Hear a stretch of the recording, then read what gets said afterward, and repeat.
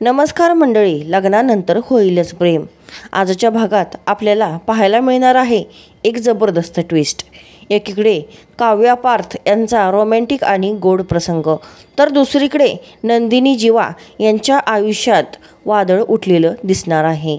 पार्थच्या कंपनीचे क्लायंट त्यांच्या घरी आलेले असतात. त्यांना घरच्या भज्यांची चव घ्यायची असते, पण पार्थला भजी बनवता येत नाहीत. तो आईला कॉल करतो, जीवालाही कॉल करतो, पण दोघेही बिझी असतात. तेव्हा काव्या पुढे येते आणि म्हणते, मी बनवते भजी. काव्या भजी करत असताना पार्थ किचनमध्ये येतो. तो म्हणतो, काव्या, तुम्ही माझ्यासाठी अभ्यास सोडून आलात का आलात तुम्ही?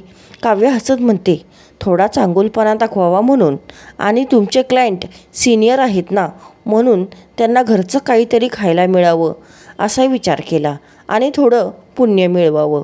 पार्थ म्हणतो, एवढा छान वास येतोय म्हणून मी किचनमध्ये आलो. मी काही मदत करू का तुम्हाला? काव्या म्हणते, नको नको, काही नको. पण पार्थ आग्रह करतो, तुम्ही माझ्यासाठी इतकी मदत केली, मी थोडी मदत नक्की करतो. पार्थला काही समजत नाही आणि तो चहा बिना पक्कड उचलायला जातो.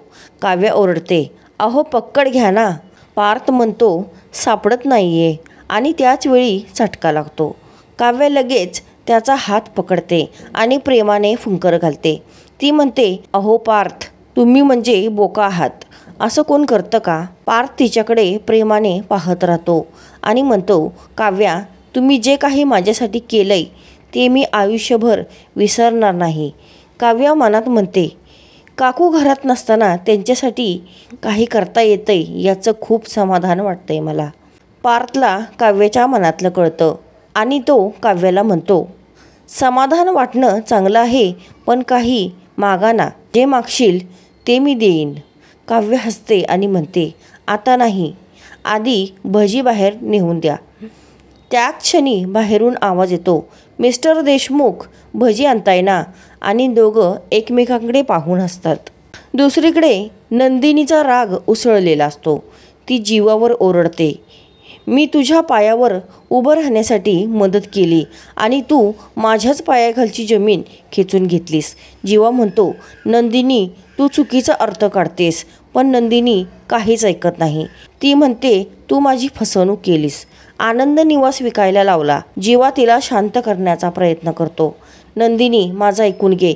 असं काही केलं असतं तर इतकी तयारी का केली असती मी? नंदिनी रडत म्हणते, मग बिना पाहता सही का केली तुम्ही त्या कागदावर? तुझ्या सहीमुळे माझं स्वप्न संपलं. आता आनंद निवासावर बुलडोजर यायला तयार आहे. जीवा ओरडतो, थांबा, पण कोणी ऐकत नाही. नंदिनी खूप रडत असते आणि तिचं हृदय तुटलेलं असतं. पुढच्या भागात आपणाला पाहायला मिळणार आहे, क्लायंटला काव्याने केलेली भजी खूप आवडतात. जीवा म्हणतो, आज तुम्ही माझ्या आईवर मात केली. पण तेव्हाच मागून मानिनी येते आणि म्हणते, कोणी माझ्यावर मात केली? दुसरीकडे नंदिनी जीवाने बनवलेले आनंदी निवासचं मॉडेल फेकून देते. जीवा म्हणतो, मी एवढ्या प्रेमानं बनवलं होतं.